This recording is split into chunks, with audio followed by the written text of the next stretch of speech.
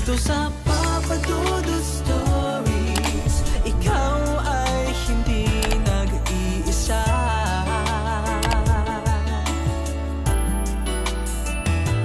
Dito sa Papa Dudut Stories, may nagmamahal sa'yo. Papa Dudut Stories. Dear Papa Dudut, sa lahat po ng mga nakatutok ngayon, huwag pong kalimutan mag-like, mag-share at mag-subscribe. Maraming salamat po sa inyong lahat.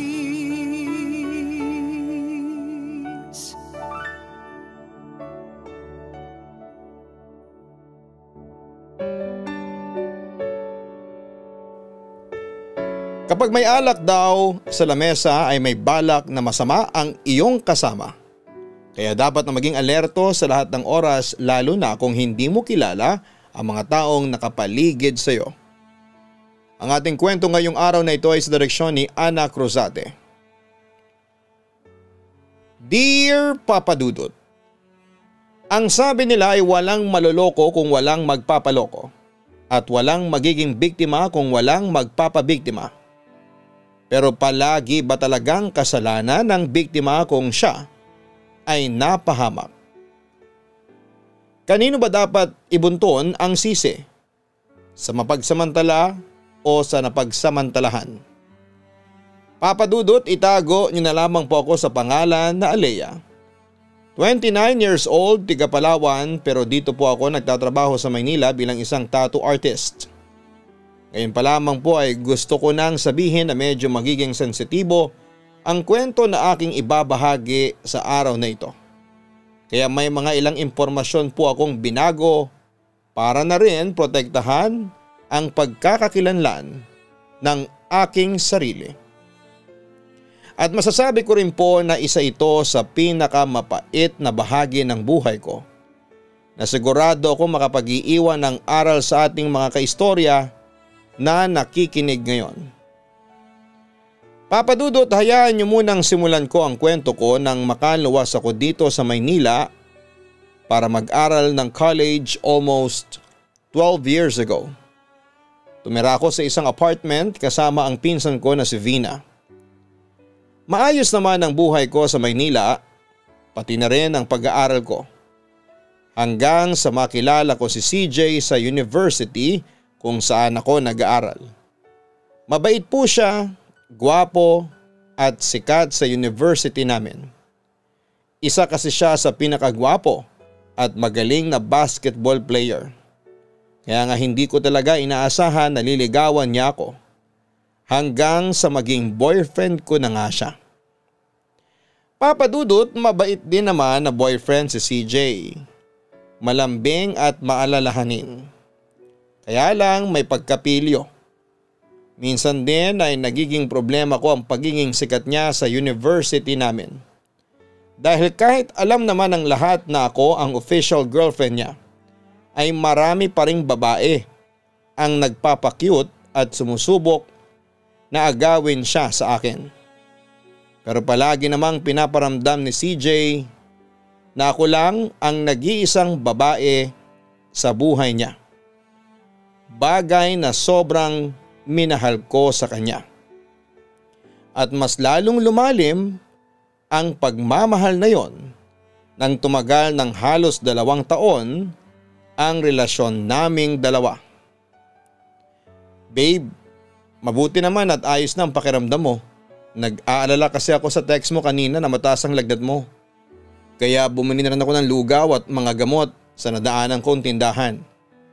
Wika ko nang makalapit ako kay CJ. Nasa may harap siya ng bahay niya noon at kainuman ang isang lalaki. Naku, hindi ko na kailangan yan kasi alak lang ang sagot sa lagnat ko kanina. Pero itong lugaw pwede na rin gawing pulutan to, ang wika pa ni CJ. Pare, totoo pala na maganda at sexy ang girlfriend mo. Akala ko inuuto mo lang ako nang ipakita mo ang picture niya kanina. Wika ng lalaking kasama ni CJ. Ikaw lang eh. Wala kang kabilib-bilib sa akin. Ay babe, si Glenn nga pala, kababata ko. Pare, si Alea, ang girlfriend ko, naubod ng sexy. Pakilala ni CJ.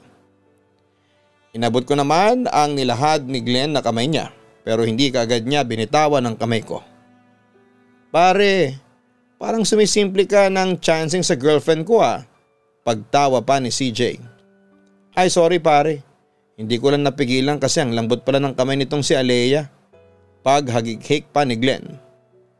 Naku pare, hindi lang kamay ang malambot dito sa girlfriend ko. Kung alam mo lang talaga. Ngisi naman ni CJ.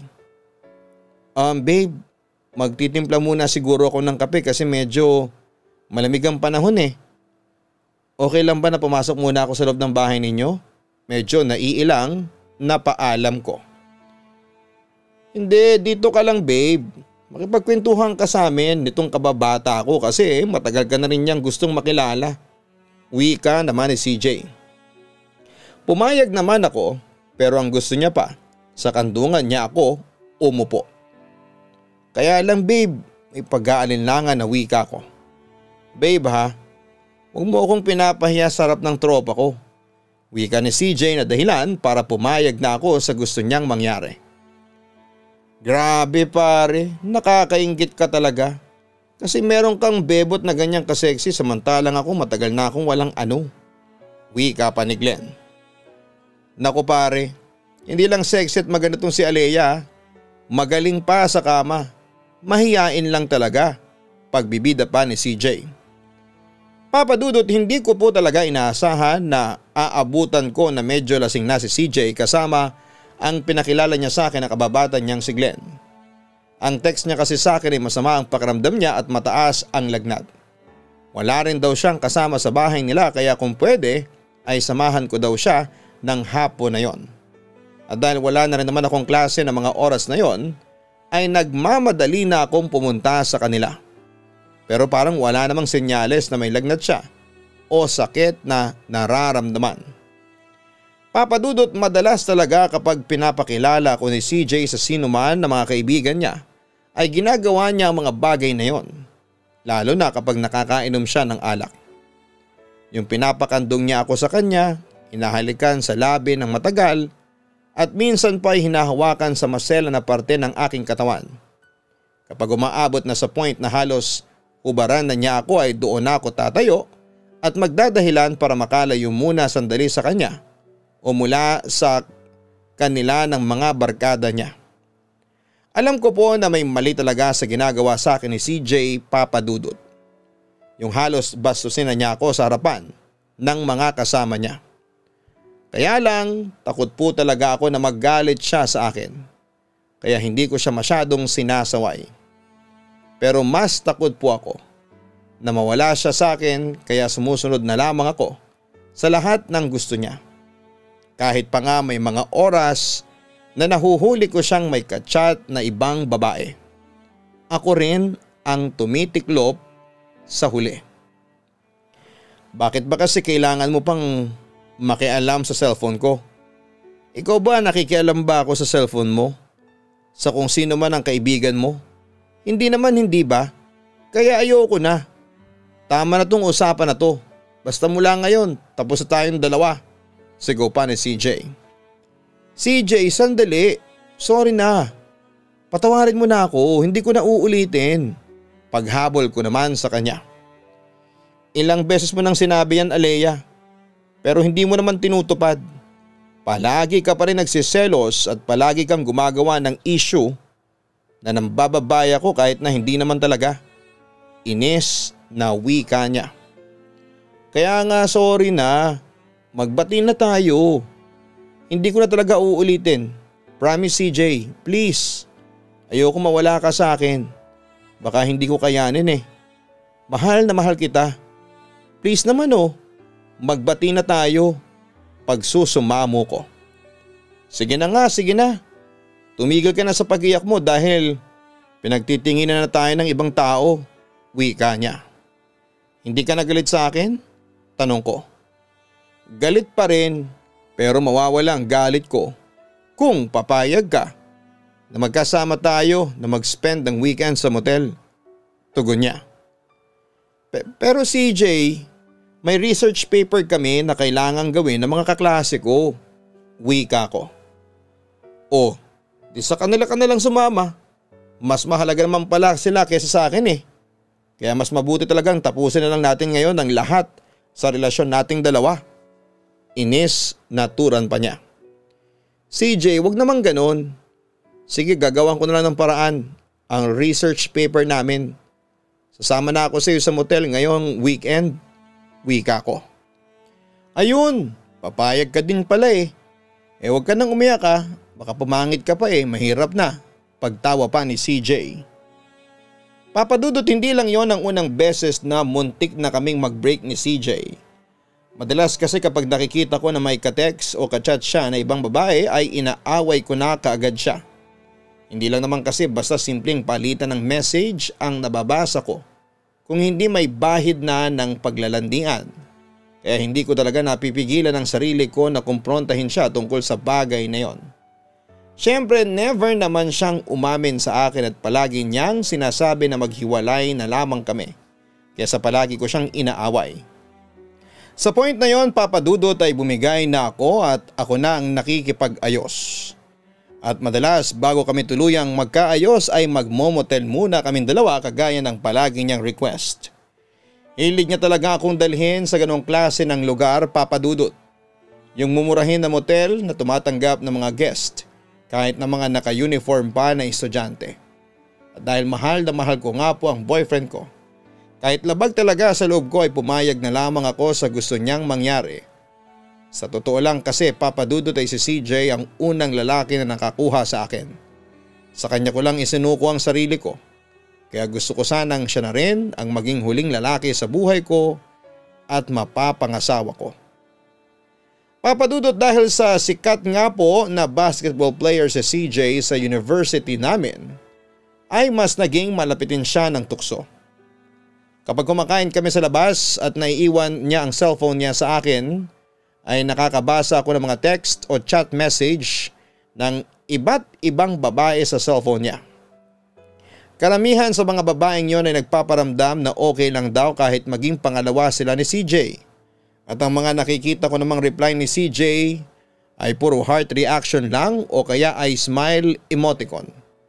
Hindi ko tuloy sigurado kung may iba pa siyang message na sinend na sadyang binura niya lamang dahil alam niya na magche-check ako ng cellphone niya. May mga oras pa rin na nag-aaway kami at nauuwi sa muntika na naming pakikipag-break. At ang pag-iyaya ni CJ sa akin na makipag-sex ang palaging kondisyon para magkaayos kaming dalawa. Hindi na bago yon sa akin, Papadudot, at wala naman akong nakikitang mali doon. Basta ang mahalaga ay alam ko na mas nagiging strong ang relationship naming dalawa ng boyfriend ko. Alam mo, sa totoo lang, Alea, hindi na pagmamahal ang tawag kapag sobra na ang pagpapakatanga. Alea naman, obvious naman na may ginagawang kalokohan niyang boyfriend mo pero hindi mo pa rin siya hinihiwalayan. Wika ng pinsang kong si Vina. Kasi nga mahal ko, wika ko. Mahal mo lang ba talaga o dahil siyang lalaking nakauna sa'yo? Tanong niya. Pareho. Hindi ko naman ibibigay sa kanya ang sarili ko kung hindi ko siyang mahal, wika ko. Nandun na tayo sa mahal na mahal mo nga si CJ pero sana wag mo namang kalimutan na magtira ng kaunting pagmamahal o kahit respeto man lang sa sarili mo. Lalo na at babae ka pa, ang sabi naman niya. Alam ko naman yun, Vina, wika ko. Alam mo pero lahat ng gusto ng boyfriend mo, ginagawa mo kahit na nakakabastos na para sa'yo. Alea, parang kapatid na kita. Alam ko na palagi kong sinasabi na ayoko talaga kay CJ. At minsan, nasasaktan na kita sa mga salitang binibitawan ko. Ayoko lang talaga na dumating ang araw na pagsisihan mo ang lahat ng ginagawa mo sa sarili mo nang dahil sa kanya. Siguro kahit respeto na lang sana, Alea. Respeto na lang ang itira mo sa sarili mo. Payo pa niya sa akin. Papadudot, hindi lang ang pinsang ko na si Vina ang may ayaw kay CJ para sa akin. Pati na rin ang ibang kaibigan ko sa university na pinapasukan ko. Sinasabi nila na oo, pareho kaming maganda at gwapo ni CJ, kung itsura ang pagbabatayan ay bagay na bagay daw kaming dalawa. Pero madalas ko ring naririnig na masyado raw akong mabait para kay CJ. Nagtataka nga yung ibang nakakakilala sa akin kung paano raw ba ako tumatagal sa relasyon naming dalawa. Bago kasi maging kami ni CJ, halos linggo-linggo daw kung magpalit siya ng girlfriend. Kaya ang sabi ng iba, sana raw ay totoong napatino ko na talaga ang boyfriend ko. Papadudot, marami din ang nagsasabi na sobrang opposite ng ugali namin ni CJ. Masipag kasi akong mag-aral, hindi man ako gaanong katalino pero na-maintain ko ang mataas na grades ko pati na ang scholarship ko. Samantalang si CJ ay parang wala nang ibang importante sa kanya kung hindi ang paglalaro niya ng basketball. May ibang kaibigan pa ako na ipinayo sa akin. Nahiwalayan ko na si CJ bago pa niya raw ako mahila pababa. Siyempre dahil mahal na mahal ko ang boyfriend ko. Hindi ako nakikinig kahit ano pa ang sabihin o ipayo sa akin ng ibang tao. Dahil para sa akin, walang ibang mas mahalaga kung hindi ang nararamdaman namin ni CJ para sa isa't isa. Akala ko ba na pag-usapan na natin to nung nakaraang linggo pa? Hindi ba dapat sasama ka sa party namin ng mga kaibigan ko? Inis na tanong ni CJ sa akin. Oo nga babe, kaya lang hindi ko naman alam na ma-advance sa Sabado ang isang midterm exam namin. Wika ko. Pero pumayag ka na nga na sasama ka sa akin sa party, hindi ba? Tapos ngayon magbaback out ka. Wika pa niya. Sorry na babe. Hindi ko naman gusto na masira ang plano natin eh. Dispensa ko. Baka naman pwedeng sa ibang araw mo na lang i-take ang exam na yon. Sabihin mo may emergency lang na nangyari kaya hindi ka nakapasok. Suhestyon niya. Babe, kilala ko ang professor namin sa subject na yon. Hindi siya nagbibigay ng second chance sa mga hindi nakapag-take ng exam. Wika ko. O anong gagawin mo ngayon? Hindi ka nasasama talaga sa party? Aleya, nasabi ko na sa mga kaibigan ko na kasama kita tapos biglang wala ka pala. Inis na sabi pa niya. Sorry talaga. Babawi na lang ako next time. Sabi ko pero tuluyan na siyang umalis sa harapan ko at hindi na ako binalikan pa.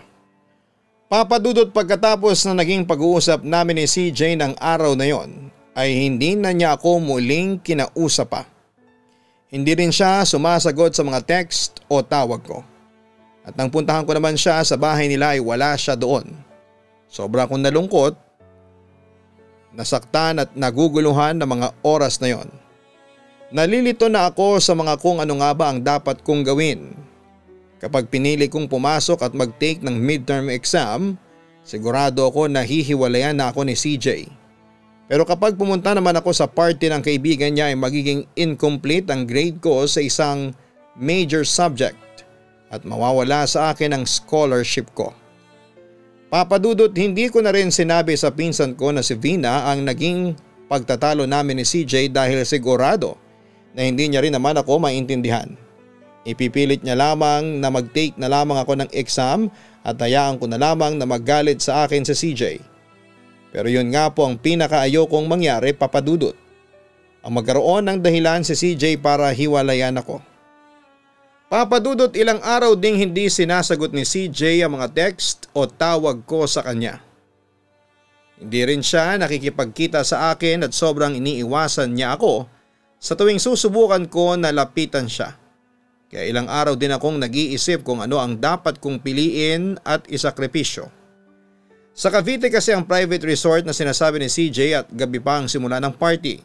Kahit umalis ako ng maaga mula sa Cavite ay siguradong hindi ko na rin naabutan ang midterm exam na para sa isang major subject ko.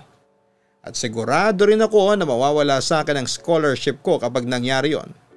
Pero mas ayoko po na mawala sa akin si CJ, papadudot. Baka hindi ko po kayanin at mas lalong hindi ako makapag-concentrate sa mga midterm exam ko. Papadudot, Friday ng tanghali nang mag-decide ako na pumunta na lamang sa party na sinasabi ni CJ. Na-text niya naman sa akin ang address kung saan yon gaganapin at hindi ako nahirapan na hanapin ang lugar. Pero hindi ko inaasahan ang makikita ko sa pagpasok ko sa private resort na yon. Puro lalaki lang halos ang nasa party na yon, kaya nailang talaga ako na ngayain ako ni CJ sa may table nila kasama si Glenn. "Alea, eto ang juice oh," alok ni Glenn. "Hindi na, ayos lang ako, salamat," wika ko. "Ano ka ba naman babe? Yan ang juice na favorite mo. Binili ko pa yan kanina kasi alam ko na pupunta ka ngayong gabi. Alam ko na hindi mo ko matitiis. Inumin mo na yan tapos kumain na tayo sa loob para hindi ka na masyadong gabihin sa biyahe. Babalik ka pa ng Maynila, hindi ba?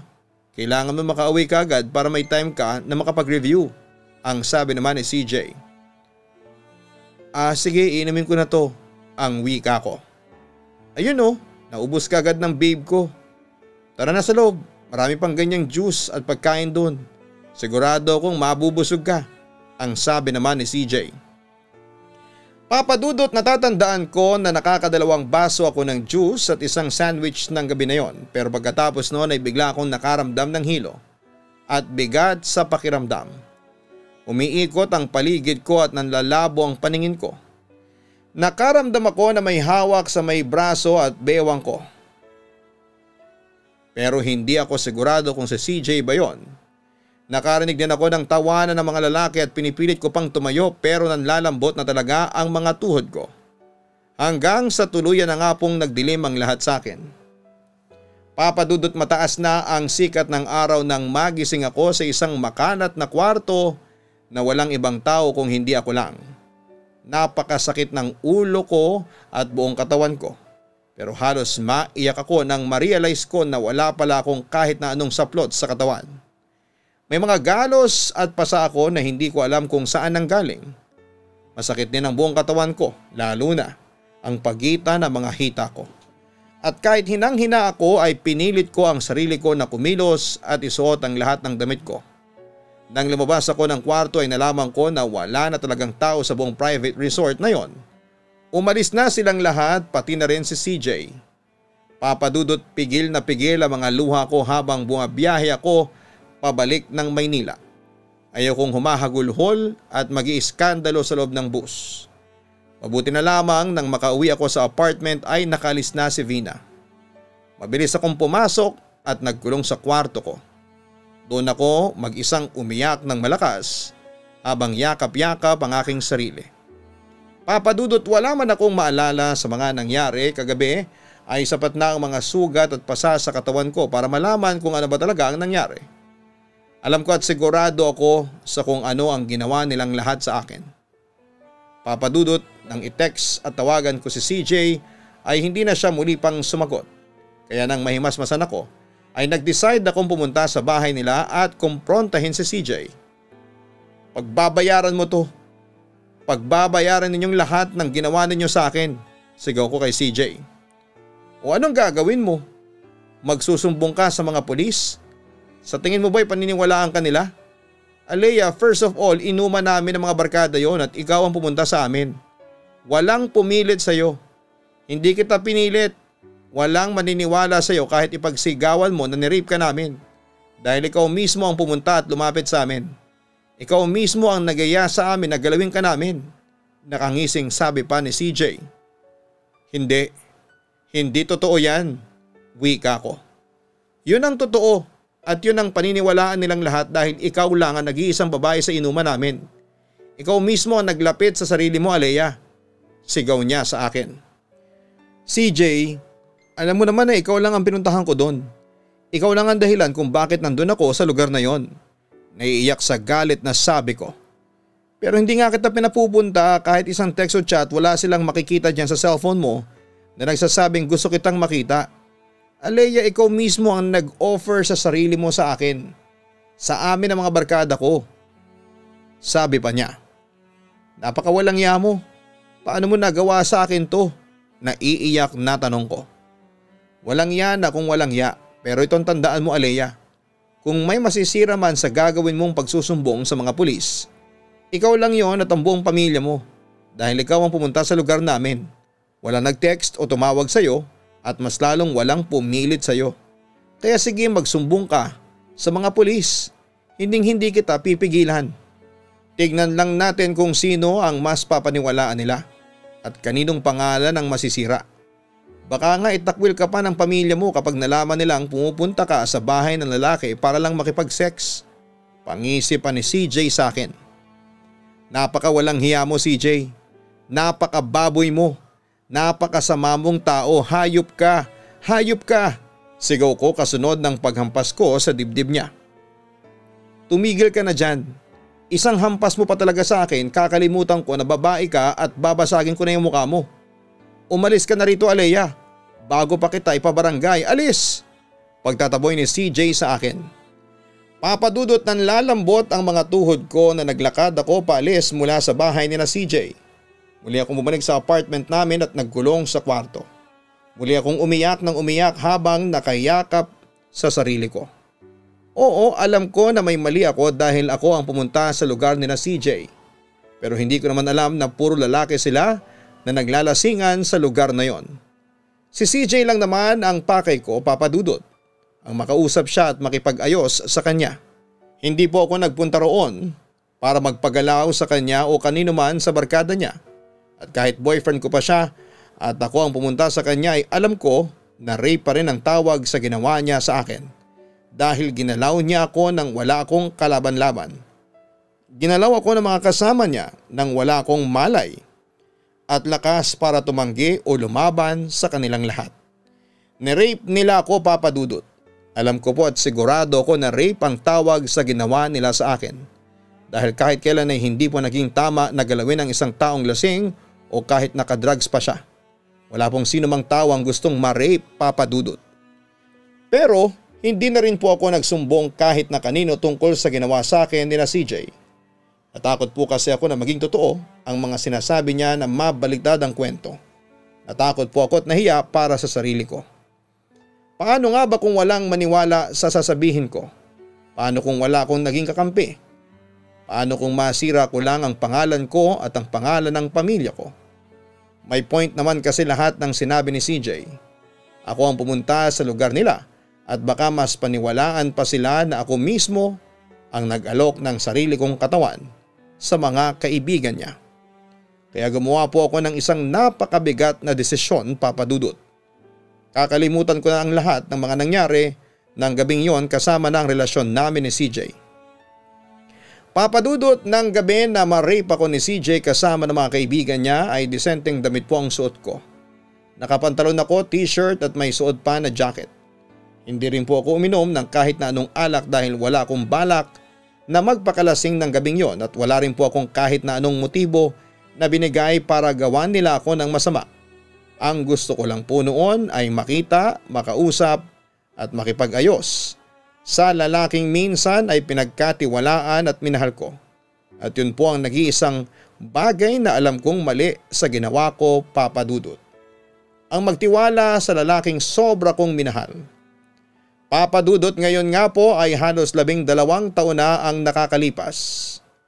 Mula nang maganap ang isang napakadilim na pangyayari sa buhay ko.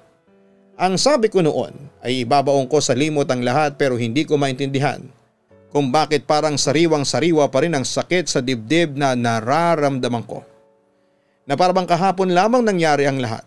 Hindi ko magawang alisin ang bigat at sakit dito sa dibdib ko kahit na ano pa ang gawin ko. Papadudot, ibinahagi ko po ang kwento ko na ito hindi para mas lalong bigyan ng takot ang mga rape victim na kagaya ko na magsumbong tungkol sa pang-aabuso na ginawa sa kanila.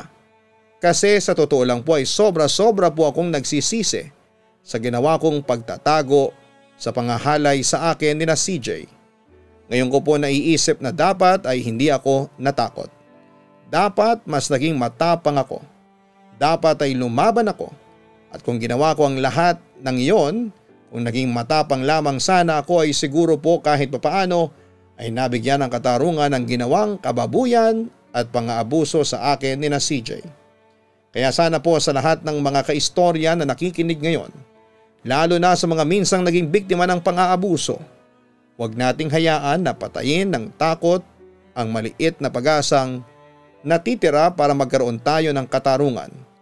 Huwag tayong mahiya at huwag tayong magpadala sa takot At higit sa lahat ay mag-ingat po tayo sa mga taong pinagkakatiwalaan at minamahal natin. Papa Dudut, maraming salamat po sa pagbibigay ng oras at chance para mabasa ang sulat ko at mai-ere ang kwento ng buhay ko. Dito ko na rin po tinatapos ang sulat ko. God bless and more power sa inyong lahat. Yours truly, Alea. Maraming salamat, Alea, sa paglalakas loob na isulat itong parte ng kwento ng buhay mo. Napakabigat ng lahat ng pangyayari dito sa sulat mo na kahit ako ay medyo nahirapan na basahin. Pero humahanga ako sa lakas ng loob mo at katatagan na malampasan ang mga pagsubok na pinagdaanan mo. Hindi biro ang maging matatag sa ganong kabigat na sitwasyon. Pero pilit mong kinakaya ang lahat kahit napakaramdam mo ay wala ka ng kakampi. Alea, sa susunod na muling bumalik ang parte ng buhay mo na ito sa iyong isipan, magdasal ka ng taimtim sa Poong May Kapal. Tutulungan ka niya sa kahit na anong paraan para mapabuti at mapagaan ang loob mo. Hindi man natin maibalik pa ang nakaraan at maipaglaban ang ating sarili. Gawin nating dahilan ang nangyari sa ating buhay para mas lalo tayong maging matatag at maging inspirasyon sa ibang tao. Mga kaistorya, madalas nating naririnig na walang maluloko kung walang magpapaloko. Pero sa mga ganitong sitwasyon ay hindi natin dapat palaging ibinubunto ng sisi sa mga taong naging biktima. Sila po ay mga naging biktima ng mga masasamang loob. Dahil kahit na ano paman ang kahinaan ng isang tao, kahit kailan ay walang tamang dahilan upang sila isaktan at pagsamantalahan. Hanggang sa muli, ako po ang inyong si Papa Dudut. Huwag kalimutan na mag-like, mag-share at mag-subscribe. Again, sana po isuportahan po ninyo ang Kaistorya YouTube channel. Para sa mga horror stories, meron po tayong daily upload dyan sa Kaistorya YouTube channel. Ang link po niyan ay nasa mismong channel na ito. Ganon din po ang Papa Dudut Family YouTube channel. Hanggang sa muli, maraming salamat po sa inyong lahat.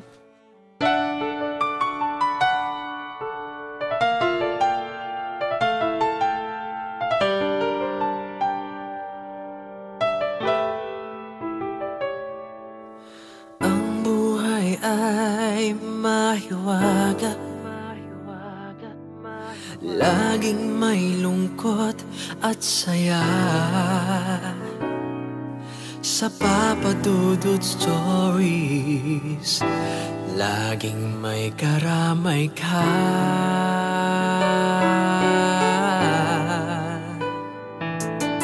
Mga problemang kay bigat, ito ay pakikinggan ka. Sa Papa Dudut Stories, kami ay iyong kasama. Dito sa Papa Dudut Stories, ikaw ay hindi nag-iisa.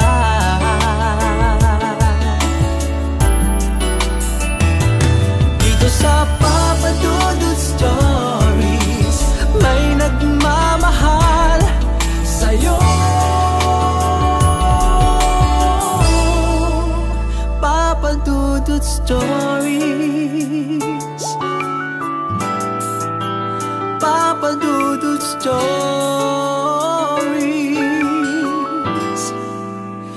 Papa Dudut Stories. Hello mga ka-online, ako po ang inyong si Papa Dudut. Huwag kalimutan na mag-like, mag-share at mag-subscribe. Pindutin ang notification bell para mas maraming video ang mapanood ninyo. Maraming salamat po sa inyong walang sawang pagtitiwala.